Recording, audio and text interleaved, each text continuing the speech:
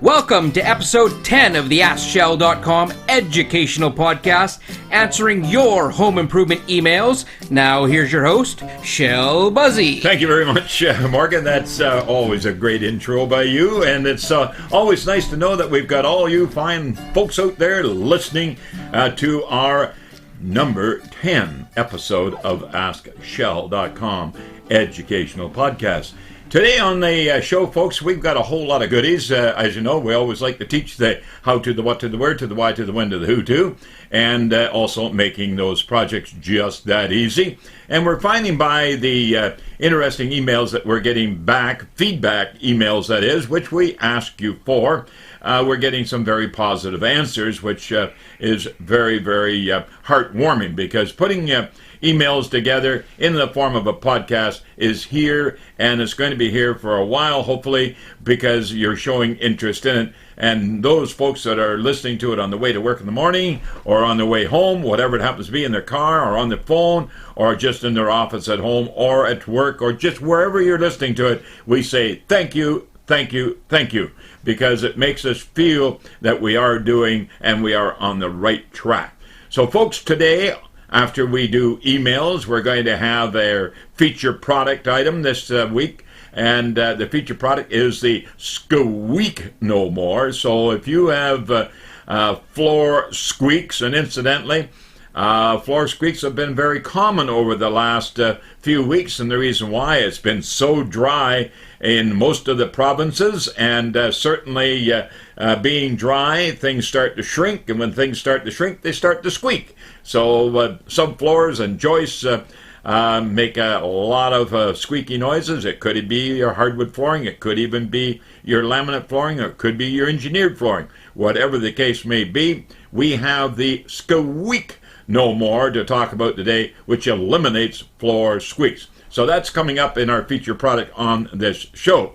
And then we have a special feature interview with Mr. Kevin Mcmillan, and from Duradek. And Duradek, as you know, is one of the most common branded names out there in vinyl deck covering, and certainly been known for years and years and years. In fact, it's so common that it's become a generic term. When people talk about decks of any kind, it seems that the Duradek name or brand comes up. So we're going to talk to Kevin Mcmillan, and I think you'll find that the interview is very interesting, because it is something that's used more and more every day, because folks are wanting to put dry storage underneath their elevated decks. So that's one of the items that I think you'll find quite interesting, as well as the new colors that Duradek is introducing this year. So that's the featured product, along with your emails. And we have the ever so lasting, ever so good, the top drawer guy, we call him, Morgan, here to read the emails. And I'm going to say, Morgan, hey, we might as well start things off here and get the first email out in front of the folks, and I'll give you the answer. Okay, it's a real milestone show here, Shell. It's episode number 10. We're almost to the point where we can get some best ofs out of it coming down the road. That's what we find interesting more than anything. You know, isn't it interesting? The more we go into podcasting, the more radio stations that are making changes.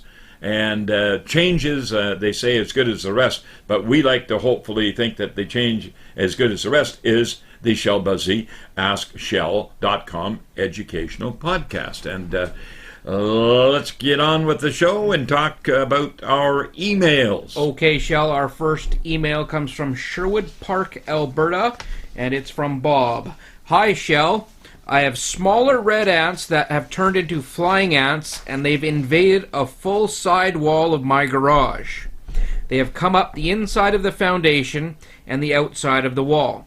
The cement foundation is about 8 inches off the floor, and then a wooden wall, which the ants have eaten about 20 feet of the footer, which will have to be replaced. How do I treat the ants and replace the footer? Thanks, Bob. Well, one of the things, it's red ants, and then they turn into flying ants. And when they turn into the flying ants, they turn into carpenter ants. And when they turn into carpenter ants, you can always tell the carpenter ants because they wear a tool belt. Oh. But, folks, Carpenter ants can do a lot of damage around a house, and be it the house, be it the garage, be it the cottage, be it wherever you happen to have the carpenter ants variety, you want to get after them as soon as you possibly can. One of the things that a lot of homeowners like to ask is, where do they come from? Why are they invading my garage or home or whatever? Well, it happens to be something that comes out of the ground, and also if there's a lot of old dead trees, trunks, just trees laying on the ground rotting, any area there's soft wood fiber will really entice carpenter ants and their adults laying the larvae, and eventually you're invaded with just a real massive disaster.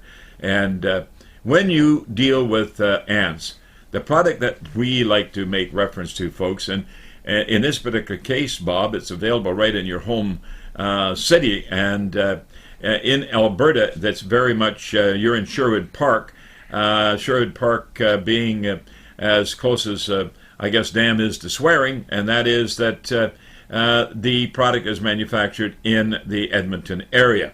And the product is called Dr. Doom Residual Spray. Now, the reason why Dr. Doom obviously is the brand, which I think is quite good. It's a good name. Yeah. It's a good name.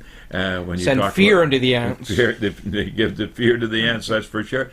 And the other item that, being that it is a residual spray, when you spray it, it leaves a residual, meaning a not dry surface, and any ant that walks over it, that's where the Dr. Doom comes in, because they are doomed. They're not coming back. And then I guess they track it back to the nest. They take it back to the colony, and once it gets into the colony, I can assure you, folks, it takes care of those little critters, and I'm sure that you'll be very happy with the outcome. So Dr. Doom Residual Spray, ask for it at your local garden centers or in garden departments in your larger box store. Now, as far as placing that 20 feet of the footer, as Bob was mentioning it, that's the bottom plate that's sitting on top of the 8-inch wall off the foundation. That particular product should be treated lumber, and treated lumber will be, or recommended by myself, to use as a replacement. But you'll have to unfasten all the bolts. That's all the lag bolts, anchor bolts they're called, around the perimeter of the garage, and releasing that. And what you then will do is take and lift the garage. You can lift it with bottle jacks, and the bottle jacks can be on a dimensional lumber beam that you can make up out of 2x8 or 2x10, spanning the full width of the garage, and putting it underneath the upper plates, and then using your bottle jack on top of 4x4 and lifting and taking the weight off of the foundation and relieving the bottom plate to be removed. And then it would be a simple matter of knocking it off and replacing it. Pretty well, goes with that common sense, really, when it comes to removing and replacing it, but the difference being use treated lumber. Okay, and that will take care of it nicely. Once you've got it nailed, you can screw it actually from the top, and allowing it then to be set down using the bottle jacks over top of the bolts after you've drilled the holes, that is, and let it down and boulder down tight. It's just that easy. So using the spray, using the treated lumber, Bob, it should be top drawer, and make it right and make it good. It's just that easy, bud. Okay, a couple more questions about the carpenter ants. Are they like termites? He said they ate 20 feet of a footer. Yeah. Would they eat as fast as termites, or does it take them a little longer to get through? It all depends on the type of wood. You'll likely find that the wood that they're eating, or at least the bottom plate, will be spruce, more so than cedar, and it could even be pine. There is a lot of jack pine that's in the area in Alberta. And anything that's soft and damp is an invite to ants. So they're all across the country then? Oh, yes, yeah. And do they eat as fast? All depends on how soft it is and how many there is. Okay, our next email comes from Port Coquitlam in BC. My home was built in the early 1990s, and I believe that it has cement tiles as roofing material. I have not had the roof tiles cleaned since 2005, and I have noticed that moss, lichen, and dirt have taken resident on the roof tiles. Is it necessary to have the tiles pressure washed on a regular basis, or is it okay to leave it? I have heard mixed messages that pressure washing damages and degrades the tiles, and the act of walking on the tiles can damage or crack them. If the roof tiles should be cleaned, what frequency and method? What is the average cost as well? Will I need to hire a company to do this? And what advice can you provide me to prolong the life of my roof? Thank you, Fred in Poco. Well, Fred, it's one of those things that it all depends. If you feel, I guess, happy about the fact about being up on a roof, I'm going to let you make that decision. I'm not going to be suggesting to people to go up on roofs if they're not inclined to do so. But I can assure you right now, there are a number of people that have called me, and I have asked them what their age is, and when I hear anybody over the age of 50 wanting to go up on the roof, I say, no, stay away from it. Use professional services to do it. That way your roof will look like it should after it's cleaned and sealed. Now, there are sealers for concrete tile roofs. I do not like using pressure wash. Pressure wash is fine as far as rinsing, but certainly not for cleaning, because the closer to the actual tile, the concrete tile, with the wand of a pressure washer can really damage the surface of tiles, especially those that are stained, meaning that they are a color. But really, cleaning tiles, there are products out there today, and incidentally, in the greater Vancouver area right now, there is a water restrictions because of the major heat wave that we've had through the greater Vancouver area and Fraser Valley and all through the province this year. It's just been really a situation that with the weather change and all the water reservoirs being down to serious levels, that water restrictions have been placed. Now, water restrictions are not placed everywhere. Obviously, in Greater Vancouver and the Fraser Valley, that are serviced by the Greater Vancouver Regional District, is the one that's in right now at a Class 3, meaning you can't even wash your car or you can't water your lawn. But right next door, there's a White Rock city, and White Rock has their own water supply, and they are on a Class 1 water restriction, meaning that they can still wash their car and they can still water their lawns. So check with your municipality? Exactly, even municipality or city for the water restrictions. But anybody living in those areas, reading the paper, listening to the radio, they'll get the message pretty doggone quick, or they'll have a knock on the door and they'll have a bill in their hand from the bylaw enforcing officer charging them for doing something that's against the law. So pressure washing for rinsing, yes, but using professional services is certainly what I would recommend. And the type of product that is used is a product that has a hydrogen peroxide base to it, and it is all environmentally friendly. And the products are available throughout the province of BC, and you can get more information on those products by simply emailing us here at the House Smart Center, or you can phone us at area code 604-542-2236. And the most important thing, if you are going up on the roof to do this, even though I say I don't recommend it, then you want to go and rent yourself a harness, and a safety harness, that is, and a rope, a safety rope, to make sure you are tied down before you go up there. So I never want to have anybody say, you never told me the danger about being on the roof. I'm telling you now, don't go up. It's just that easy. But should you do it every year? It's not necessary. Do you wash it every year? It's not necessary. The product that you have, the concrete tiles, will give you at least a 50-year warranty in most cases, and you'll do more damage to them using the wrong cleaning methods than using products that will work. So there you have it, Fred. Good advice is always nice, but when in doubt, don't pout. Let Shell help you out. So there you are. We'll talk to you again if you do give us a call as to your wishes. And Morgan, let's continue on. I feel as though I'm right on a hot spot now. You're I'm on the hot seat. riding that wave. Yeah. Okay, Shell, this is a long one, so we'll have time for you to cool off here. But I might break it down into two different ones. Okay. So this one comes from Victoria, BC.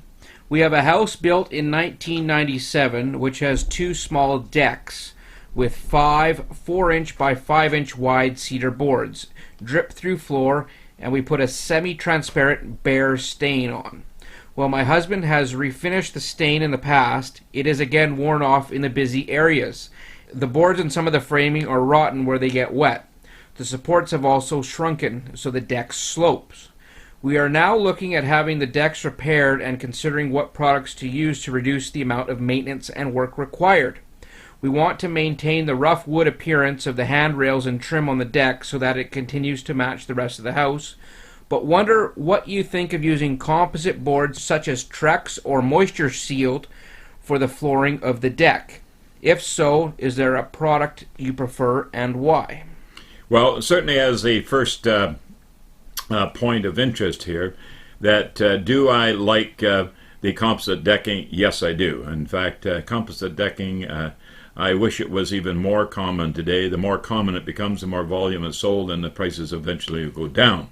Those are two very common brands out there, Trex and Moisture Shield.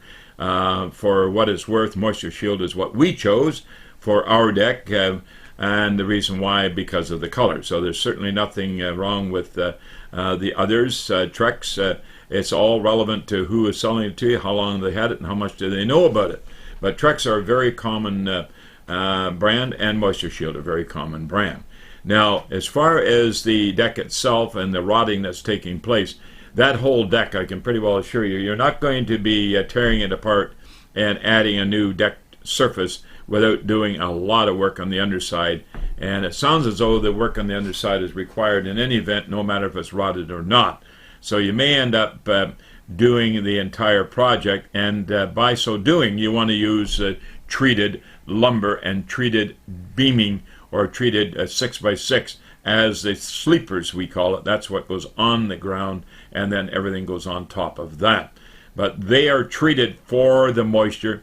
They're treated for the soil conditions that you'll be resting on, and you want to make sure there's good drainage around the area where the sleeper beams are going to be leveled on the ground before the deck is applied. And you want to have good drainage, meaning a gravel, possibly a road mulch used where the beams are. That way any water that runs down through the deck, around the beam, and into the ground, it's got good drainage away from the wood member before such time as it does cause any concern, like rotting. But treated lumber, good drainage, and I think you'll find that using a composite deck will be much more preferred, and certainly much more maintenance desirable, because it's much easier to maintain a composite deck board than a wooden, because you've got staining or painting. In fact, almost every year that I'm sure that she doesn't mention that her husband refinished every year, but she did indicate her husband has refinished the stain in the past. Well, I put it almost in my morning donut on it, so likely every year. Mm-hmm. So it's not fun. And if you're investing that much money underneath your deck to get all the treated wood and everything, for two small decks, it's probably worth it to go for the composite on top. Oh, absolutely. And the nice thing about it, too, is that you can calculate. And let's say, for an example, he was repainting or staining every 2 years. And you're looking at a product like Trex and Moisture Shield, just to name a couple. There's quite a number of them out there, like Windsor Plywood's got theirs, Rona's got theirs, Home Depot's got theirs, Home Hardware Building Centers have got theirs. Some of them got all of them, and it just goes on and on and on. But the most important thing is that once you've invested in the composite material doesn't require that maintenance of painting or staining. So therefore, you've got to add that every 2 years. Let's say that over a period of 10 years, you have to do it 5 times. So 5 times the labor, your stain or paint, and the inconvenience you've virtually taken into consideration the cost difference between treated lumber and composite anyway. That way, why not enjoy life, use the sun deck for what it's meant for, and do it with a product that's going to give you that time to do so. Okay, now the second part of the email, same email, we'll keep going here. We are also considering moving our barbecue to this other side of the deck as we need to replace the barbecue, and you could no longer get a barbecue as small as the current one with similar features. We have a natural gas hookup for the barbecue and want to be able to hook it up on the other side of the deck. Can this be done very simply by running a hose underneath the deck boards to the other side of the deck, or must there be a replumbing of the gas to have the second outlet on the far side of the deck? Thank you, Gail. Okay, well, that's a very, very good question, Morgan. And Gail, it's a great idea that you have, but running a rubber hose or a extension hose to your natural gas hookup, which will be on the wall above your deck surface, as far as I'm concerned, is a no-no. That gas hookup is for convenience to your barbecue. If you're going to extend the area or the location where you're going to move your barbecue you want to take and have the proper piping applied underneath the deck when you're doing the re, that's the removal and replacement of the deck surface, the top surface. That way you're going to get the full benefits of the gas pressure. You're going to get another gas valve installed. That's another gas outlet, so you could possibly have the one that you use now for a light or a heater, whereas the new one that you'd be putting in would be for the barbecue. One of the things that you want to double check, and anybody that you're buying a barbecue from or having the installation by a gas fitter, is to make certain that the gas meter is adequate to service all the gas that you have in your home. And for example, our own, when we did ours, we had to expand the size of our meter. So therefore the meter, and that's no problem. I mean, your local gas authority will take care of that and enlarge it, but you must ask for the requirements from your gas fitter, because they can calculate that. But the natural gas hookup is the way to go. Don't use a pipe or a hose, that's a flexible hose, underneath the deck lying on the ground. Use a proper metal or an approved type of piping that's used for natural gas hookups, and it can be done very easily, and you end up with two, which is better than one. So that's really the way to go, and it is just that easy, Gail. So good luck on that, and hey, good barbecuing. Yeah. As they say below the border, good grilling. It is the weather. It is the weather for it. Well, it's the time of the show. Let's get to our featured product of the week, Shell. And this week it is Squeak No More, and it eliminates floor squeaks. Well, you know, the Squeak No More product we have had available for many, many years now. And we have sold many, many kits of the Squeak No More. But it is one of those items that is hard to find in the industry. So we continue to keep it on the shelf. So, folks, if you're looking for the Squeak No More, don't get out in your car and start driving around with the value of gas today. Simply call us, and we'll give you the price on the unit. And if we can at all advise you who has got the Squeak No More in your area, we'll also recommend that.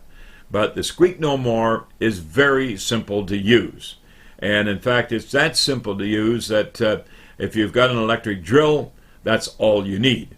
And on our website, askshell.com, and go to the Facebook, that we do have the actual video on the use of the Squeak No More on the YouTube on the YouTube, folks. So if you would I'll maybe put an article up on it as well, so it's on the main page of askshell.com as well. Great. Okay, fine, and that'll be something that you can click on and go immediately to it. Because the Squeak No More, I had the device which I used on my Home Check TV program, so we do have a video of it. And as you heard Morgan say, he'll make it very convenient for you to get to when you receive the broadcast or the podcast that you're listening to right now. But the tool, the cost effectiveness of the tool, the screws for the tool, all of those are so well explained on the kit, on the packaging, that you couldn't possibly go wrong with it. And it really is simple to do. And do they work? They sure do. And they do the job making it just that easy. So remember the name, Squeak No More. It eliminates floor squeaks. Now, eliminates floor squeaks in plywood subfloors, eliminates squeaks in tongue and groove or shiplap subfloors. You can even use it to take a squeak out of wood flooring, and it explains all that to you. So, Squeak No More. You don't have to put up with those annoying squeaks, and you can hear it and see it right here on the podcast, or you'll be able to view it, and we'll have a notation there showing you how to get to it on our website. Now, this time of year, with the hotter weather we've had, are you more likely to get more squeaks or less squeaks? Oh gosh, right now, dry weather. When you have dry weather and you have the effects of wet or moist lumber in the joist or in the subfloor system, when that shrinks out, that causes squeaks. In fact, we walk, for example, on the White Rock Pier every morning. Yeah. The planks on the White Rock Pier right now, believe it or not, are at least 1 inch between the planks. When it's raining, when the fall weather and the winter weather is on, those planks are tight. So you get that much that much variance taking place. Now, you don't get that in a subfloor because obviously you have a heat in the wintertime. Exposed to the elements. Like and you don't get soaking wet. But anything that has a crawl space under, anything that has a certain amount of moisture, relative humidity in the home, you're going to get swelling. And when you get dry weather like we've been having over the last couple of months, you get shrinkage. When you get shrinkage, you get squeaks.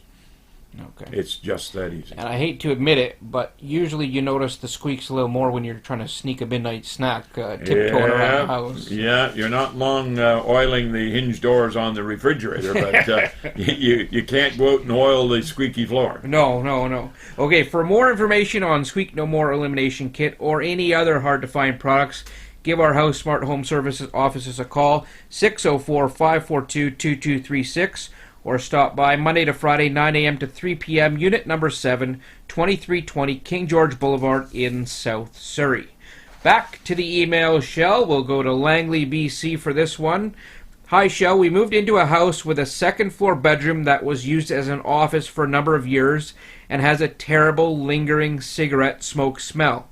I fear that the smell has permeated the walls and ceiling. Could you please advise on how to go about getting rid of this smell? The rest of the house is fine, but this one room is unbearable. Thank you, Jordan. By golly, Jordan, I guess you bought a home that has its own little smoking room. And I don't know why people do that, why they don't use the deck outside. But anyway, it is their home, it's their residence, and it's their castle. So therefore, they used one room, and thank goodness they used one room and it stayed in that one room. But how do you get rid of it? Very, very simple. And it just takes a little bit of work, a little bit of sweat equity that you have to put into it, Jordan. First of all, remove the furniture. And if that furniture has been in there for any length of time, then what we do, we call tenting it. And what you do to tent the furniture, bring it all out into an open area, be it the next door room or a room that you can count on being nice and fresh smelling. And when you've moved that furniture out, throw a tarp over top of it. That's the tent. And then in underneath the furniture, you put what's called that deodor rock. And deodor rock, we have deodor rock, and also we have an odor remover spray. And these sprays and deodor rock, folks, do not mask the odor. They actually take the odor and take it out of the room, dispensing of it in a non-chemical manner, meaning that it actually encapsulates it and never to come back again. So that is what I would be recommending with the furniture, because if the furniture smells, and it's been in there for a length of time, it'll pick up the odor. Draperies, get them out of there and get them in for cleaning. Venetian blinds, get them out of there, get them cleaned. Carpeting, get the carpet out, get the underpad out, take and wash the subfloor, wash it and rinse it, allow it to dry, and then what you do, you paint the floor.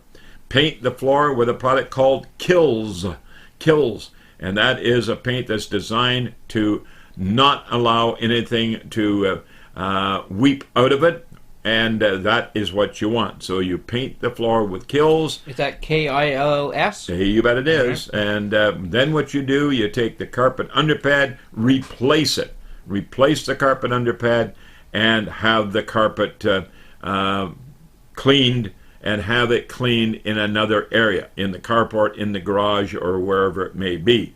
Do not clean it in the room. Okay? That takes care of all that. Now, once you've done that, once that the floor has been painted, then the walls, paint the walls as well, nice and fresh, with your color choice. Ceiling, paint the ceiling with a product that is called Pro Fresh. Pro Fresh is a Cloverdale paint product for ceilings, and it will go over textured ceilings or flat ceilings, but it will mask and encapsulate that odor. Then you end up with a nice smelling, fresh as mountain air in your room, which you call, I guess, the office. That sounds like a lot of work for some cigarette smoke. So, well, from what I'm getting out of that is take it outside. Take the room outside? Take the smoke outside. Take the smoke. Take a smoke outside. Yeah. Or better yet, being that this is a podcast, quit smoking. There you go. There you go. I don't think we have the hypnotist power to get them to stop smoking. No, we don't. But if it's any influence on anybody, it's got to be 40.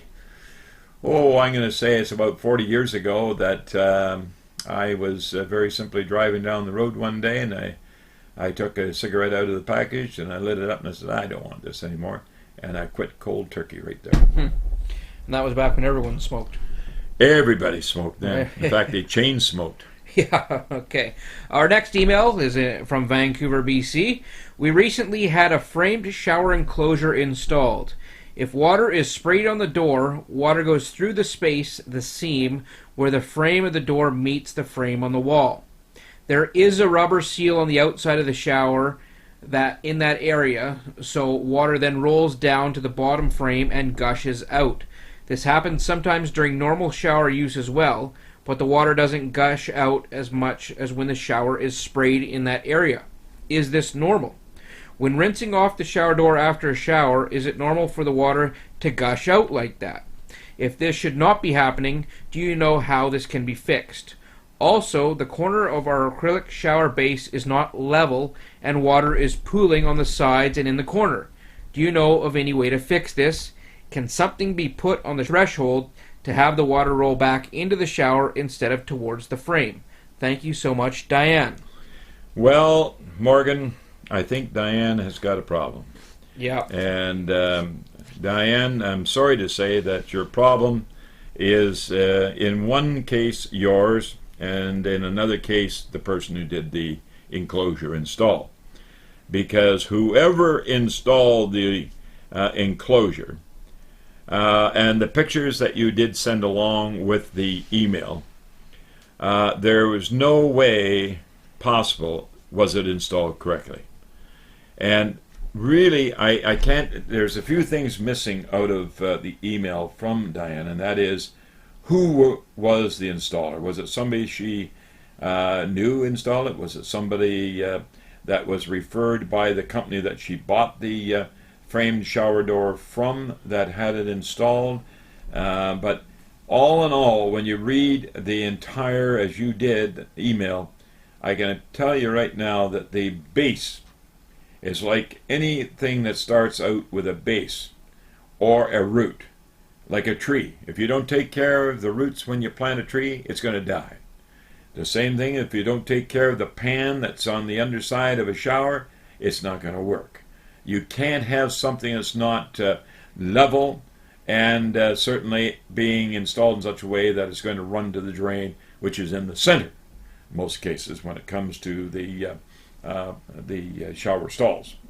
And anybody that is using the services of a store or a supply business that is selling and also referring people to install, I can't say more about other than, please, folks, ask them to give you who they installed the last one for and follow up with it to see if they were happy.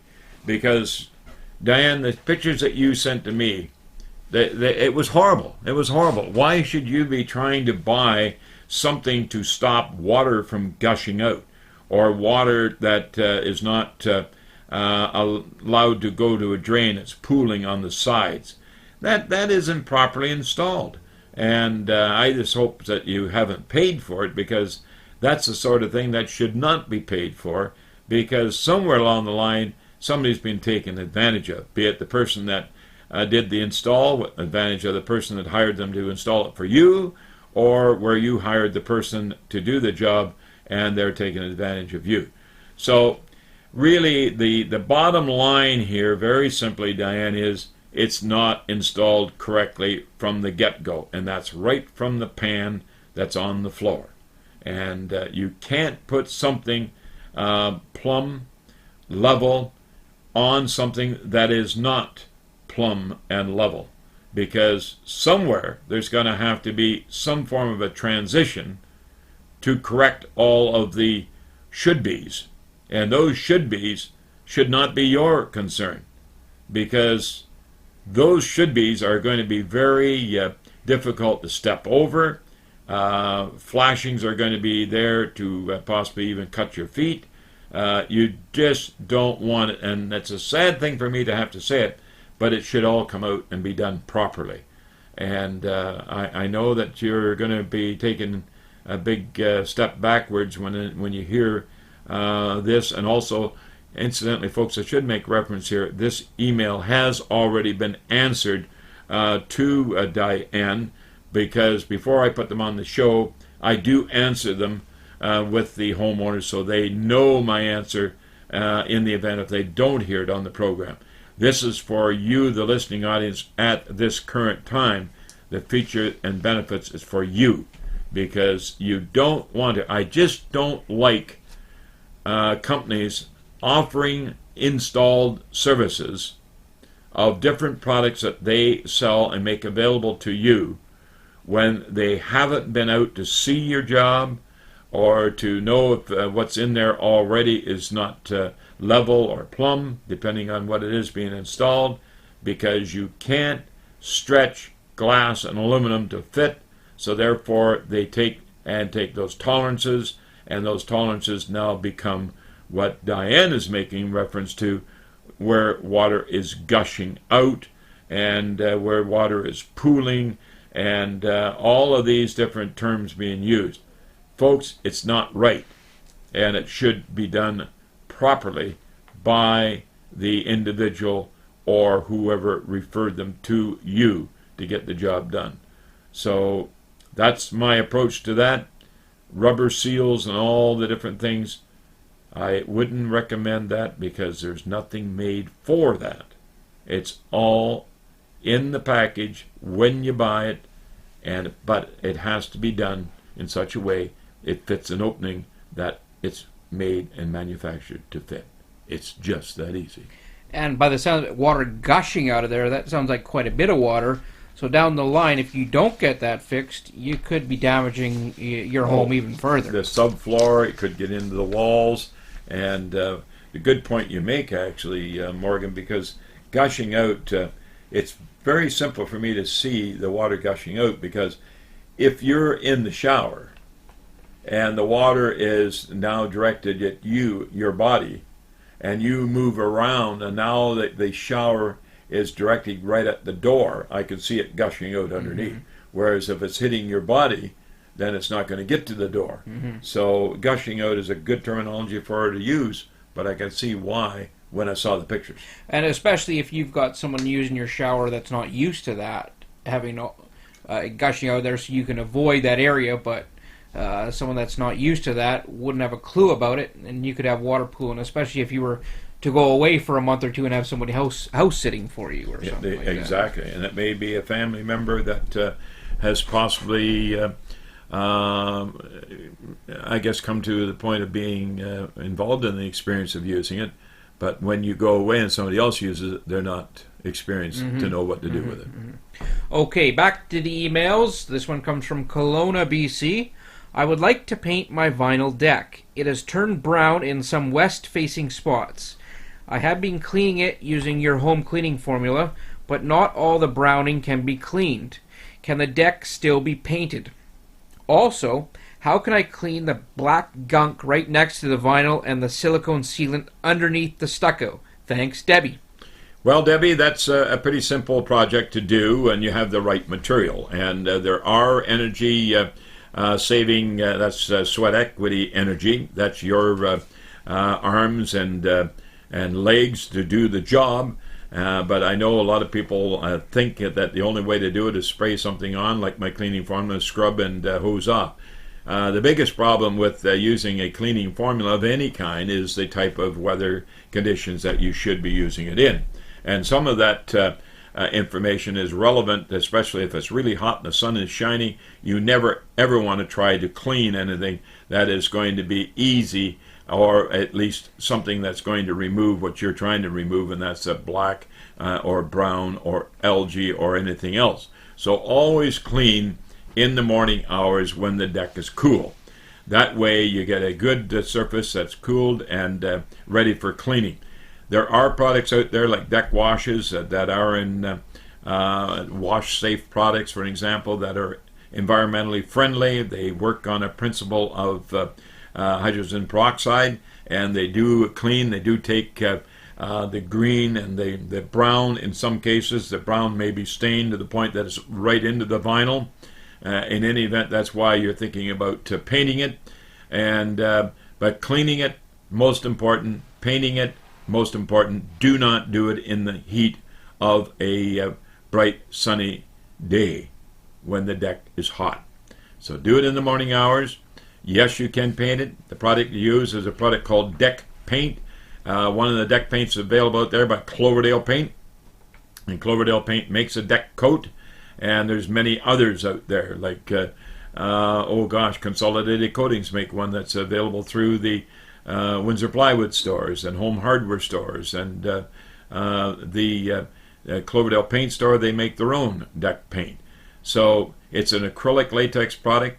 The way to apply it is to puddle it out of the can, the size of a soccer ball, and then spread it out. Spread it out with a roller, and leave that material in such a way that you're going to get a good buildup of membrane of paint that's going to give you many, many months and years of service. And you can wash it, and you can walk on it, you can put your furniture on. Now here's a couple of tips. Once you have it all coated with the deck paint, then always leave it 24 hours before you walk on it, even with shoes or runners. The reason you can wear slippers out on it, but don't wear anything hard-soled. And also for 2 days. Do not put any furniture on it for a week. That way it allows it to really to seal and also to come to the surface element that you want. And that desirable surface element is when you can put your furniture on it. So it's about a week by the time it gets to the point of being seasoned. Okay. It's just that easy, but it's an acrylic latex deck coating, and yes, you can use it, and yes, you can do it on your vinyl. Okay, Shell, looking at the clock, it looks like we got time for one more email here. Let's go to Nanaimo. We recently replaced our sun deck with 2x6 cedar. The cedar was stained before applying with Sikkens, Sikkens. We want to put another application on to protect the decking from UV rays, but we want to maintain the same color. The finish now on the deck is a matte finish, and when it rains, the rain brings out the grain and appears shiny, and this is what we want the deck to look like. We want a sheen, but no color change. What do you suggest we can use? Cheers, Steve. Well, Steve, it's a really good point that you make. And first of all, you are staining or refinishing cedar 2x6. And the products that you've used in the past are products that have been available for many, many years in the Canadian marketplace, products that are manufactured in the States in some cases. I'm a very pro person to use products that are manufactured in Canada. The reason why, because if it sticks in Canada, then that's what you want to use in Canada. And I once asked my colleagues at Cloverdale Paint, I said, what makes your paint so good? What makes it really stick? Be it on the sidewall of a home, be it on a fence, or be it on a deck. And the answer was pretty simple. They said, when we manufacture in Canada, when we manufacture in an area that is going to be known to be damp, like for example on the west coast, or dry on the prairies, we know that it's going to be a product that we have to formulate in such a way that it's going to be very serviceable. So therefore, we manufacture for that Canadian marketplace, and when applied, we get the results that we want. And yes, it is made in clear finishes, yes, it's made in stain finishes, and yes, it's made in solid finishes. In fact, they just came up with a new product back a couple of years ago, and boy, I'll tell you, it is a great product. I know a lot of people are going to say, well, how do you know after this 2 years? Well, what you see after 2 years, you know it's going to be around for a good number of years yet. And it's called Shark's Skin. Shark's Skin. And that pretty well tells you. Shark skin is very, very durable, and certainly the stain is one that you could very simply consider, Steve. So your Cloverdale Paint Store, or any one of your paint stores or box stores, but you want something, make sure, preparation. Don't do it in the sunshine, and do it properly according to their instructions. Otherwise, if you do have any concern and you didn't do it the way that they suggested, then you could have a problem. Okay, we've got Kevin Mcmillan waiting outside to come in for the interview, but before we get to Kevin from Duradek, I just wanted to ask you, we talked about it last week during the show, about your daughter Monica's show last week out in Maple Ridge, the country fair. We mentioned it on the podcast. You were out there. How did the show go? The show went very, very well. And folks, if you are not aware of the Van Gogh paint line for painting furniture or any type of decorative piece, it could be a lamp, it could be a chair, it could be a table, it could be a chest of drawers, but I like to call it the Van Gogh funky paint. Monica's business name is Monica Bees, and she is a paintologist, and her company is called Painted Hand Furniture Painting, and it's really a great product. You can see it on our website. Do take a look at that. She does and has the opportunity to ship it or advise you where you can buy it in your area, depending on where you are located. Wednesday, August the 12th from 5:30 to 9:30, or Saturday, August the 15th from 10 a.m. till 2 p.m. She's going to have workshops, and to take a workshop and learn the effects of the paintology and the Van Gogh, I like to call it a funky paint line. You can paint kitchen cabinets, you can paint vanities. There's just nothing you can't paint, and it's really great. So look up Monica B's Painted Hand Studio, and it's right on our website. Yeah, and why have her paint it when you can paint it yourself? So absolutely. Come to a workshop, learn how to do it.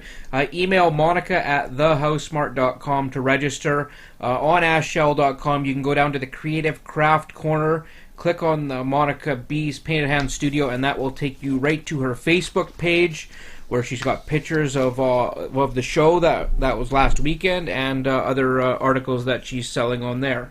That's the good point you bring up. There's furniture for sale. Yes, she's got furniture for sale.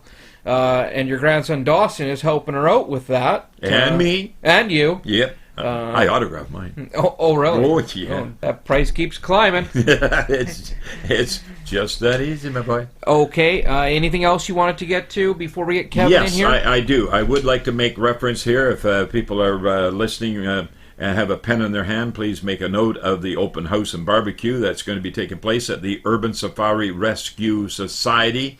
And if you're not aware of the Urban Safari Rescue Society, they are the group of people that have a beautiful facility that you can go and see everything from a parrot to a ferret, and you can see from an alligator to turtles, and they got all kinds of different species of, oh my goodness, I mean everything from, I can't even begin to, but our grandson Preston, he volunteers out there, and they are going to have a fundraising event, and no obligation to anybody, but come on out to the open house and barbecue. We will be there, and our daughter Monica will be there, our grandsons will be there, and Frankie will be there, Monica will be there, showing some of the outstanding pieces that Monica has done with the Van Gogh paint line as well. And there's going to be silent auction, there's going to be all kinds of games for kids, and it's going to be over 350 rescued exotic animals there. 350. Yeah, the one that I noticed on there was the bee beard demo. Yeah. Where you can wear bees on your face, or at least watch somebody do it. Yeah. I wouldn't be doing that. Will not be me. But that's the Urban Safari Rescue Society. It is in the Greater Vancouver. It's in Surrey.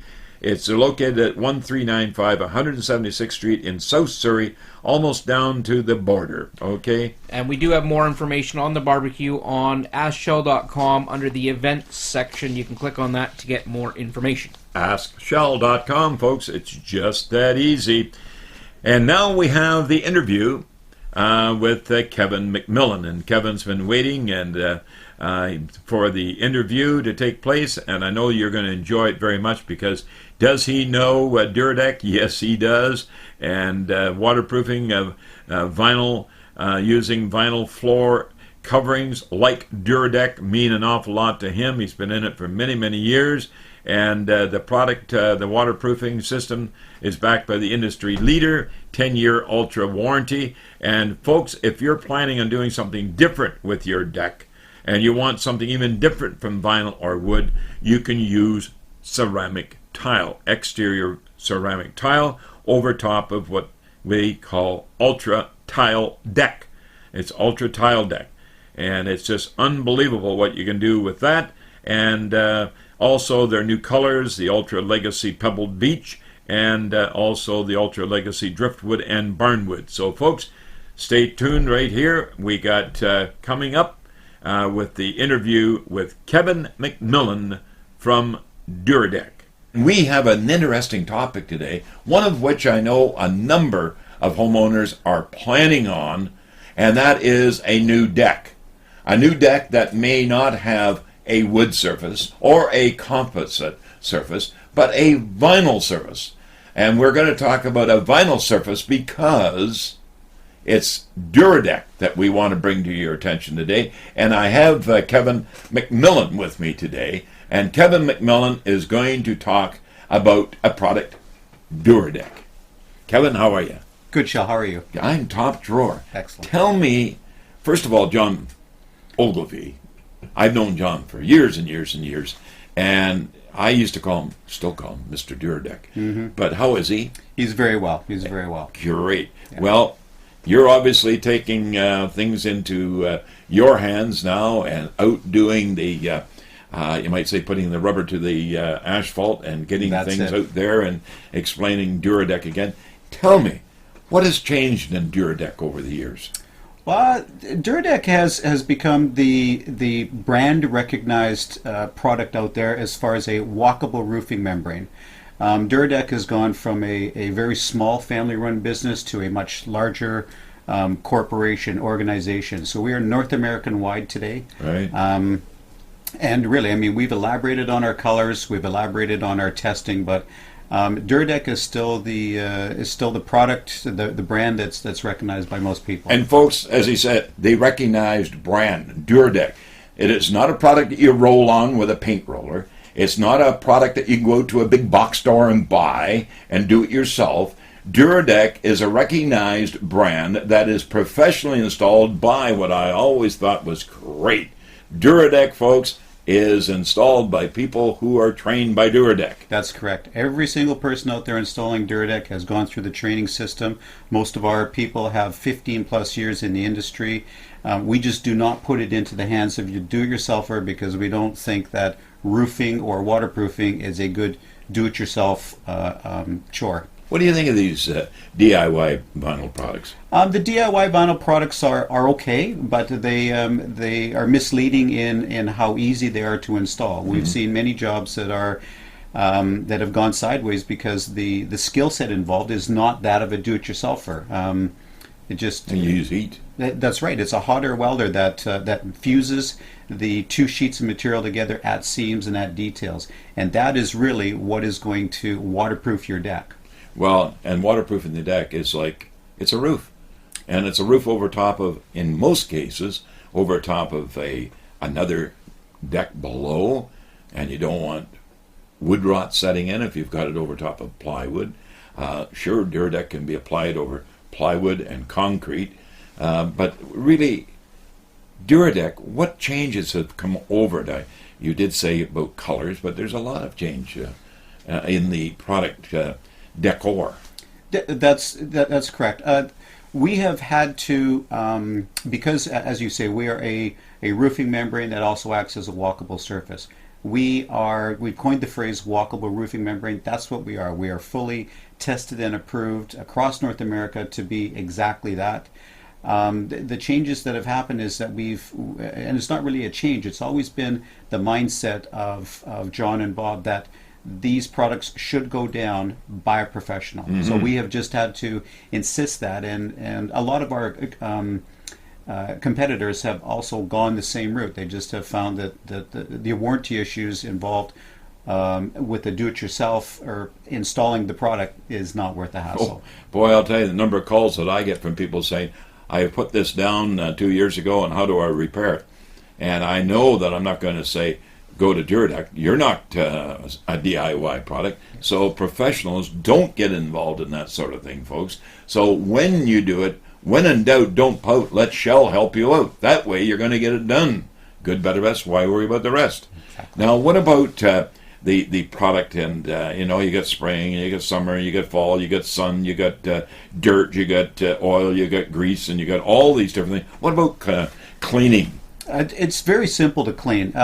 We would recommend that people hose their deck off during their season that they'd be using it about once a month. But when you start off the season, warm soapy water with a stiff bristle brush would be great.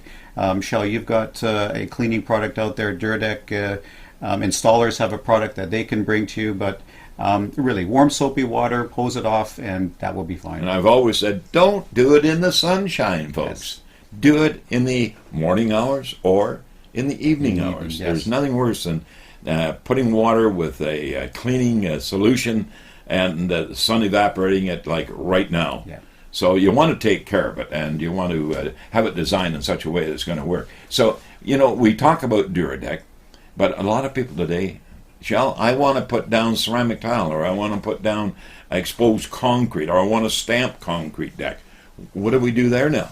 Well, Duradek developed a product about 8 years ago called Tile Deck, and the intention of Tile Deck was to allow folks to carry the theme that's going on in their kitchen or their living room, as far as tile is concerned, out onto their deck. The issue has always been waterproofing, so they could get the appropriate tile, maybe even a thin set to go down out there, but they were stuck with a waterproofing method. So what we've done is we've developed a product called Tile Deck. Tile Deck is exactly the same as Duradek, installed by the same installers. The difference being that Tile Deck has a textile laminated to the top of it, so thin set or lightweight stamped concrete has something to actually bond onto. So it's a kind of a keying surface. Correct. That the mixture of whatever they're using, sealants or adhesives or cementitious mixes, yes. will clink and hang on. That's correct. Now, that particular product, we've had experience with it, and it works absolutely the best, folks. But it's interesting that slate and concrete are going down on other types of roofing membranes, and there's been major problems out there. So the Tile Deck is a real added feature It is. to outdoor decks. The other roofing membranes are great when they're just roofing membranes, but when you put something else on top of it, that's not what they're intended to do. And what we have found is a lot of times torch down systems or other systems that are underneath you acting as the roofing membrane, they don't interact well with cementitious products. Whereas tile deck has been designed specifically to have something go on top of it. We warranted it for that. We guarantee it for that. Now, warranty. You brought it up. We have the best warranty in the industry. It's a 10-year warranty. That is a manufacturer's warranty. Typically, an installer is going to give you somewhere between a 3 and a 5-year installation warranty. One of the things about our warranty, we're the only people out there that have an appearance warranty. We want to make sure that the product looks as good 6, 7, 8 years down the road as it did the day it was installed. But the biggest thing about the warranty is that we actually do what we say we're going to do in the warranty. We don't look for a loophole to try to not fulfill a... That's why you use professionals. Yes, exactly. And when a professional installs, then he or she is installing it with the Duradek warranty in mind. And I think really vinyl or the tile deck, once it's installed, cleaning it, keeping it clean. Don't allow that grit, if you're out at the beach, for an example, sand get on it, and flush it off. And don't wait for the rain to do it. But I have always found that Duradek is like a household word. And that household word is really a big one out there. And thank goodness that I've earned that name out there as well. But Duradek is there with me. I'm with Duradek. Thank you, Kevin. Thank you, and Shel. say hi to John. I really look forward to seeing him one of these days. I know I see him in his new TV commercial. So, folks, look for the brand Duradek. Okay, folks, wasn't that great? I'll tell you that Kevin Mcmillan knows his stuff when it comes to Duradek, and we'd like to thank him again for sticking around while we were doing the emails for your features and benefits, folks, on the how to the what to the where to the why to the when to the who to. And until next time, when we have the AskShell.com educational podcast, which will be next weekend, let us know. Send us an email. What do you think? Are we on the right track? Are you getting something from our emails? The information here on the podcast.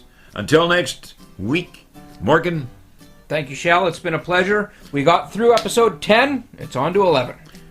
Into the double digits now, folks. Until next weekend, thanks for everything. Thanks for listening. Don't forget where we are. 604-542-2236 or AskShell.com. That's our website. And you can email and have fun. Love you all. Talk next week. Hey folks, it's just that easy. Hey folks, it's just that easy. You mix it up, you fix it up, you do it yourself. He can turn your little shack into a first-class castle. Save you time and money and a great big hassle. Hey folks, it's just that easy. You mix it up, you fix it up, you sand it down, you paint it brown, you measure twice, you cut it once. It's just that easy.